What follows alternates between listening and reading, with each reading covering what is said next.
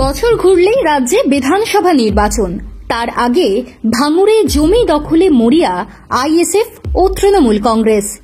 কেউ কাউকে এক চুলো জমি ছাড়তে নারাজ। গত বিধানসভা ভোটে ভাঙড় থেকে জয়ী হয়েছিলেন আইএসএফ প্রার্থী নওশাদ সিদ্দিকী, কিন্তু পরবর্তীকালে লোকসভা ভোটে ভাঙড় থেকে লিড নেন যাদবপুর লোকসভা কেন্দ্রের তৃণমূল প্রার্থী সায়নী ঘোষ। তারপর থেকেই ভাঙড়ে দুই দলের জোর টক্কর শুরু হয়েছে।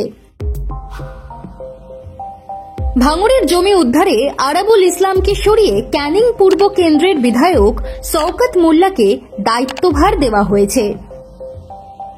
কয়েক মাস আগেই তৃণমূলে যোগ দিয়েছেন ফুরফুরার পীরজাদা কাশেম সিদ্দিকী। ফলে ভাঙড়ের রাজনৈতিক সমীকরণ অনেকটাই বদলেছে। এই অবস্থায় আইএসএফ এবং তৃণমূল পরস্পরের বিরুদ্ধে আক্রমণের ঝাঁজ আরো বাড়াচ্ছে। তার জেরে রাজনৈতিক উত্তেজনার পারদও চড়তে শুরু করেছে।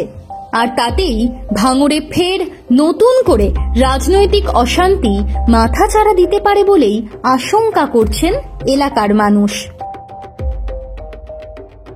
বিধানসভা ভোটের আগাম প্রস্তুতি হিসেবে ভাঙড় এলাকায় জনসংযোগে নেমেছেন ইন্ডিয়ান সেকুলার ফ্রন্ট বা আইএসএফ। তাল মিলিয়ে পাল্লা দেওয়ার চেষ্টা করছেন তৃণমূল নেতারাও। ভাঙড়ে নিয়মিত মিটিং মিছিল করছেন শওকত মোল্লা ও নওশাদ সিদ্দিকী। একে অপরকে নিশানা করে গরম গরম বিবৃতি দিচ্ছেন দুজনেই। সোশ্যাল মিডিয়াতেও একে অপরের বিরুদ্ধে আক্রমণ শানাচ্ছেন তারা।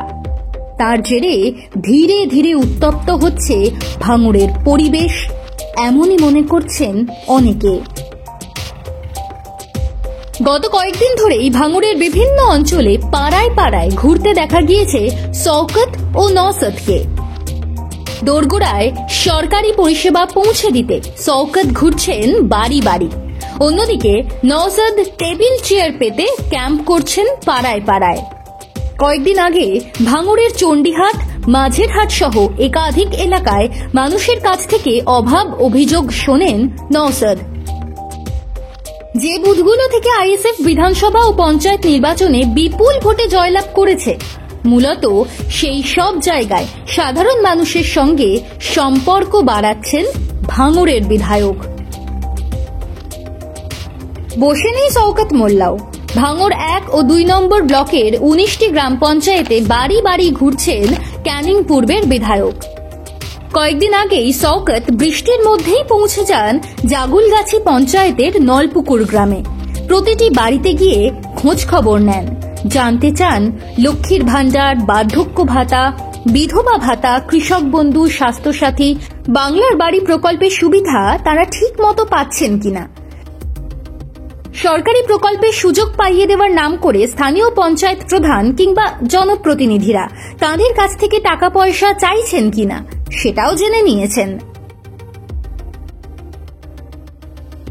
সেই সময় এক গৃহবধূ তাকে জানান তার লক্ষ্মীর ভাণ্ডারের টাকা ভুল অ্যাকাউন্টে ঢুকছে।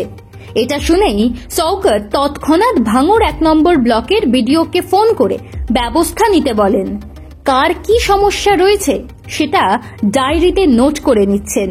সেগুলো মেটানোর জন্য প্রশাসনের কাছে নিয়মিত দরবার করছেন।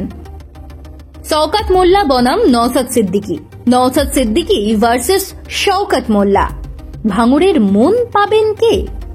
8 মাস পর বিধানসভা ভোটের ফলাফল, সেদিকে তাকিয়ে দুই নেতার তুমুল লড়াই আপাতত চলবে।